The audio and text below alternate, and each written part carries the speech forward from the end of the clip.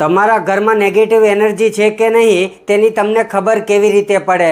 આજે હું તમને તેને દૂર કરવા માટેના ઉપાય જણાવીશ. અને હજુ સુધી તમે અમારી ચેનલને ફોલો ન કરી હોય તો અમારી ચેનલને ફોલો કરી દેજો, આ વિડીયોને લાઈક કરી દેજો અને કમેન્ટમાં જય માતાજી લખી દેજો. આપણી આસપાસના વાતાવરણમાં બે પ્રકારની ઉર્જા હોય છે, નકારાત્મક ઉર્જા અને સકારાત્મક ઉર્જા.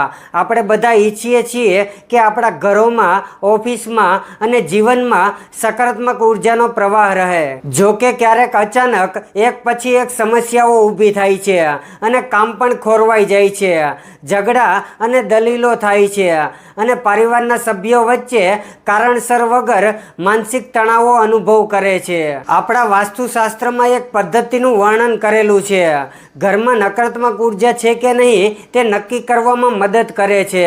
ચાલો જાણીએ ઘરમાં નકારાત્મક ઉર્જા કેવી રીતે શોધવી અને તેને કેવી રીતે દૂર કરવી. સૌથી પહેલાં એક કાચના ગ્લાસમાં પાણી ભરો, એમાં થોડું ગંગાજળ ઉમેરો, પાણીમાં ગુલાબની પાંખડીઓ ઉમેરો અને તે ગ્લાસને કોઈ ખૂણામાં છુપાવી દો અને તેને ઓછામાં ઓછું 1 દિવસ અથવા તો 24 કલાક માટે રહેવા દો. પછી બીજા દિવસે પાણીનો રંગ તપાસો, તે બદલાઈ ગયું છે કે નહીં. જો પાણીનો રંગ સંપૂર્ણપણે બદલાઈ ગયો છે તો તેનો અર્થ થાય છે કે ઘરમાં કોઈ નકારાત્મક ઉર્જા હાજર છે.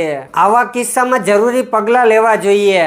જો કે પાણીનો રંગ બદલાયો નથી તો તેનો અર્થ થાય છે કે તમારા ઘરમાં કોઈ નકારાત્મક ઉર્જા નથી. આવા કિસ્સામાં તમારી સમસ્યાનું કારણ વાસ્તુ દોષ અથવા તો બીજું કંઈ હોઈ શકે છે.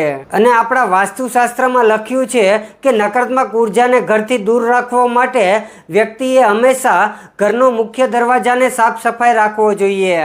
આ તે જ સ્થાન છે જ્યાં સકારાત્મક ઉર્જા અને નકારાત્મક ઉર્જા આ બંને ઉર્જા ઘરમાં પ્રવેશ કરે છે. તેથી મુખ્ય દરવાજા પર જમા થયેલી ગંદકી નકારાત્મક ઉર્જાને ઘરમાં પ્રવેશ કરવા દે છે.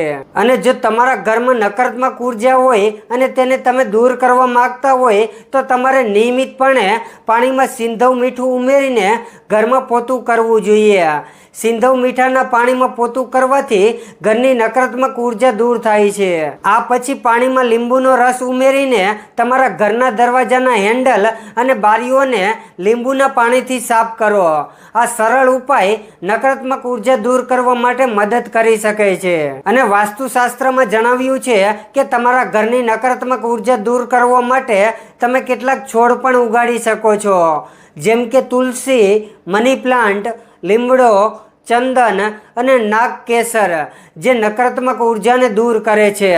વધુમાં આ છોડ તમારા ઘરમાં સકારાત્મક ઉર્જાને પણ લાવે છે. આ સિવાય તમે તમારા ઘરમાં કપૂર પણ સળગાવી શકો છો અને તેનાથી પણ નકારાત્મક ઉર્જા દૂર રહે છે.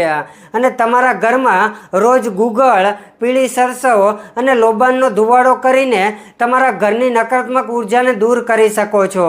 અને જો તમારા મનમાં કોઈ પ્રશ્ન હોય તો તમે અમને પૂછી શકો છો. અને આવા જ સનાતન ધર્મ વિશે માહિતીવાળા વિડીયો માટે આજે જ અમારી ચેનલને ફોલો કરો, આ વિડીયોને લાઈક કરો અને કમેન્ટમાં જય માતાજી લખવાનું ન ભૂલતા. જય માતાજી.